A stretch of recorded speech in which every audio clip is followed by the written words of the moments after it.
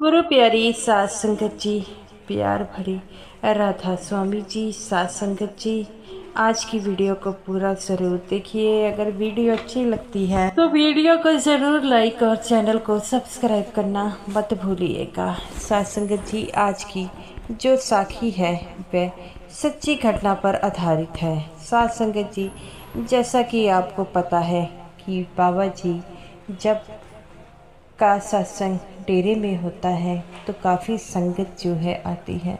जिन दिनों बाबा जी का भंडारा होता है उन दिनों डेरे में काफ़ी ज़्यादा रश होता है, क्योंकि संगत भी दूरों दूरों से बाबा जी का सत्संग सुनने आती है।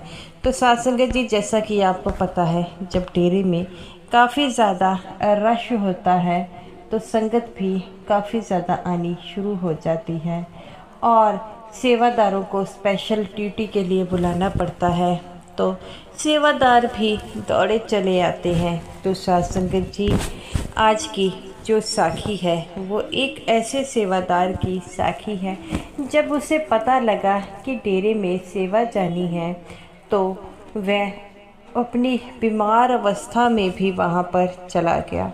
जब बाबा जी को इसके बारे में पता लगा तब बाबा जी ने उसे बुलाकर उससे क्या कहा। ये जो सेवादार था, ये 45 साल की उम्र थी, लेकिन पिछले कुछ समय से उसे हार्ट की प्रॉब्लम थी, जिसके कारण वह घर पर रहता था। उसकी एक शॉप थी करियाने की और वह शॉप चलाता था और वह जो है अपना हार्ट का ऑपरेशन करवाया था और वह अपने घर में ही रहता था। एक दिन वह अपनी पत्नी को बोला कि मेरे ऑपरेशन हुए को 2 महीने हो गए हैं, लेकिन मैं अभी सेवा में नहीं गया। तो उसकी पत्नी कहती है कि आपका हार्ट का ऑपरेशन हुआ है, आपको धूल मिट्टी से बना किया है। तो वो कहता है ये तो डॉक्टरों का काम होता है। तो वो कहती है कि आप नहीं जा सकते। तो वह कहता है क्यों नहीं जा सकता। तभी उसका छोटा भाई वहाँ पर आता है और कहता है कि भाई साहब क्या हो गया। तो वो कहता है देख लो, तुम्हारी भाभी मुझे सेवा पर नहीं जाने दे रही। तो वो कहता है कि भाई साहब इसमें आप ही का फ़ायदा है।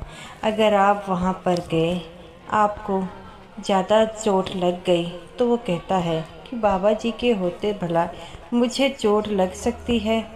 तो वो कहता है कि तुझे तो पता है ना कि बाबा जी सबकी हिफाजत करते हैं, तो मेरी भी करेंगे। तो वो कहता है नहीं भाई साहब। तभी उसके भाई को सेवादार का फ़ोन आता है कि डेरे में सेवादारों की ज़रूरत है। तभी वहाँ पर खड़ा उसका भाई कहता है क्या हुआ, किसका फ़ोन है। तो वो कह देता है कि जथेदार जी का फ़ोन है। तो वो कहता है जथेदार जी का फ़ोन है, वो क्या कह रहे हैं। तो वो कहता है कि डेरे में सेवा जानी है और आपको तो पता है ना, बाबा जी के भंडारे कल से शुरू है और काफ़ी संगत जो है डेरे में आ गई।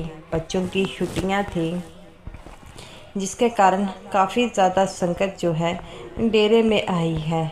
तो वो कहता है कि फिर तो मुझे भी जाना चाहिए। तो वो कहते हैं नहीं भाई साहब, आप नहीं जा सकते, आप बीमार हैं, आप ऐसे क्यों हट कर रहे हैं, आपको नहीं जाना चाहिए।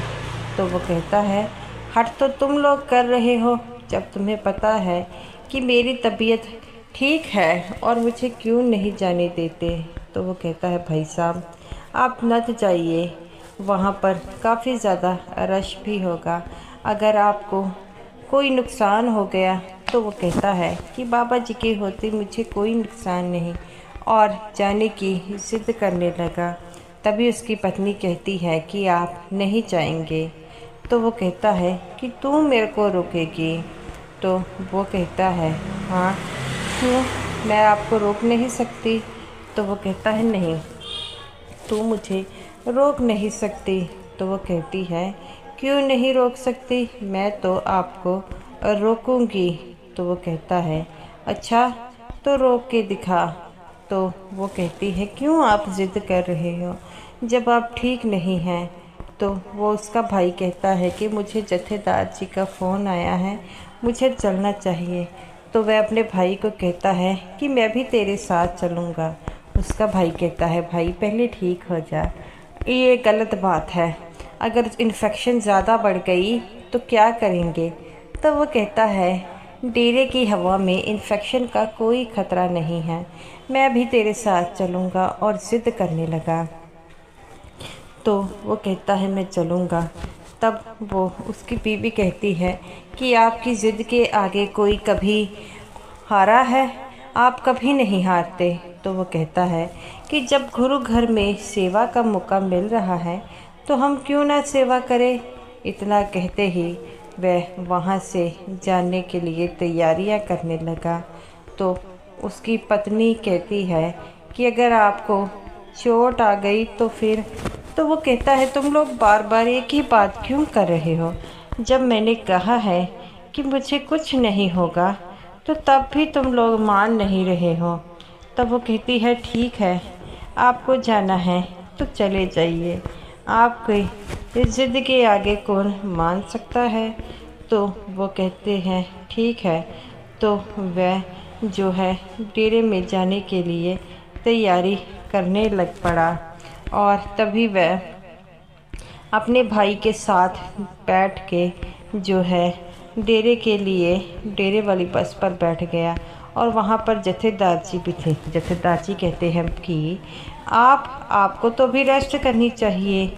तो वो कहता है कि मुझे रेस्ट क्या करनी है, मेरी बात हो गई है, मैं डेरे में सेवा में जाऊंगा। जथेदार जी कहते हैं कि आपको अपनी तबीयत का ख्याल रखना होगा।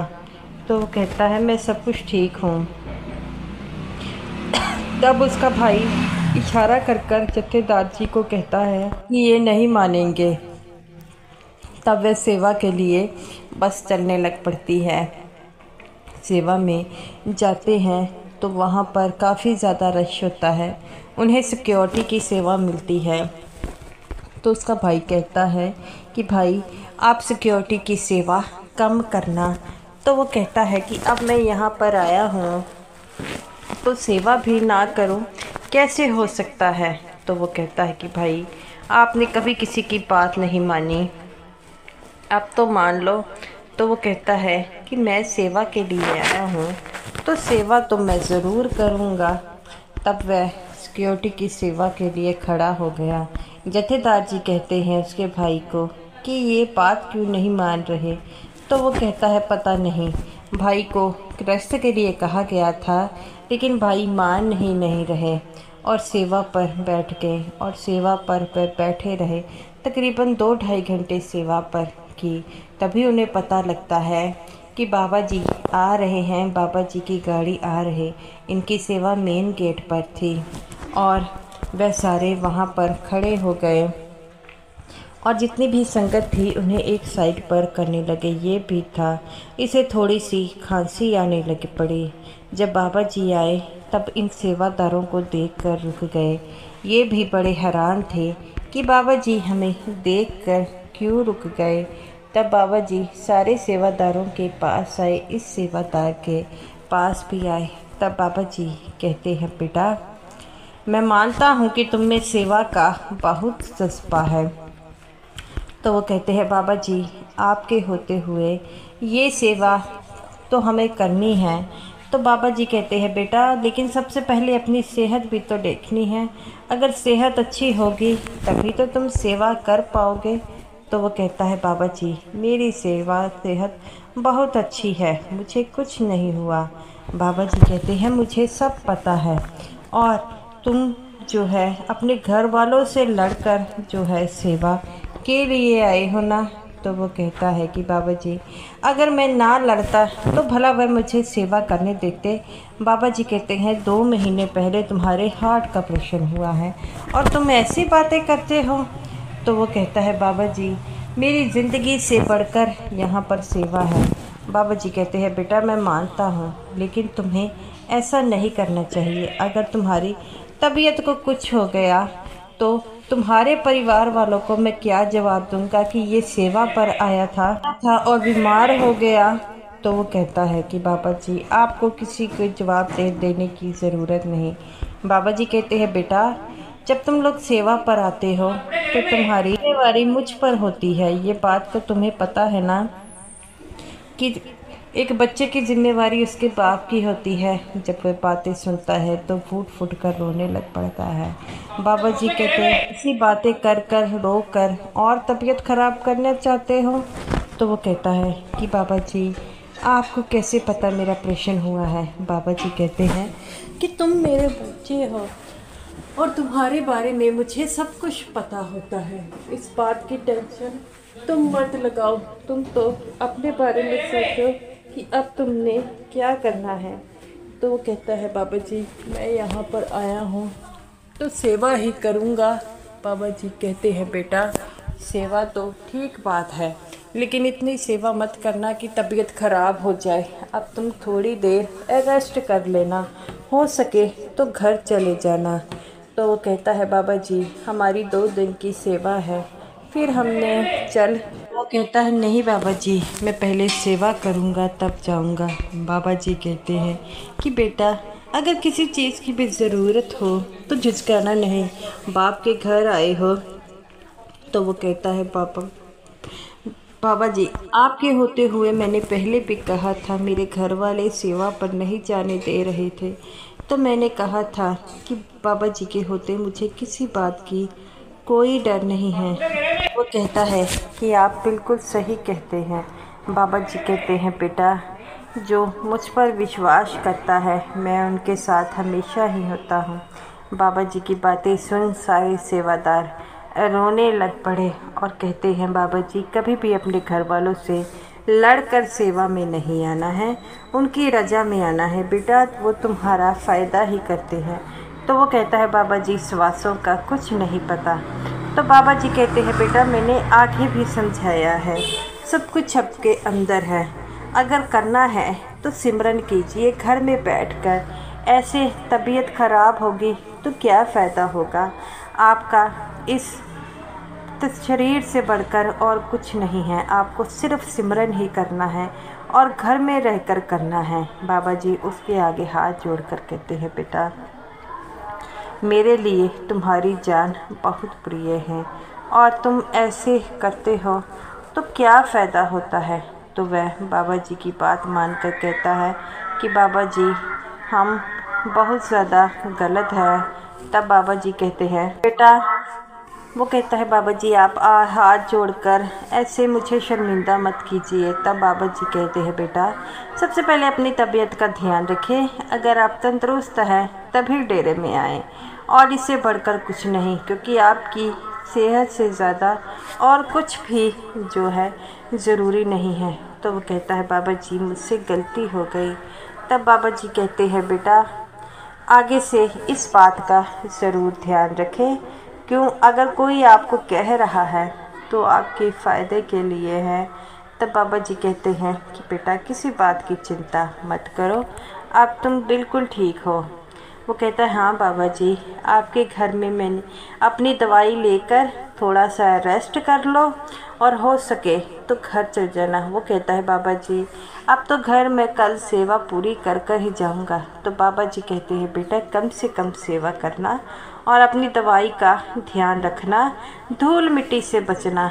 तो वो कहता है ठीक है बाबा जी आपको हमारी कितनी चिंता है। तो बाबा जी कहते हैं बेटा चिंता क्यों ना करूं, तुम सब मेरे हो और अपनों की चिंता तो सभी करते हैं। तब बाबा जी की बातें सुनकर वह फूट फूट कर रोने लगा। बाबा जी कहते हैं बेटा अपना ध्यान रखना है और किसी बात की चिंता नहीं करनी है, सब कुछ ठीक हो जाएगा। तो वो कहता है बाबा जी आपके होते हुए हमें किसी बात की चिंता नहीं है।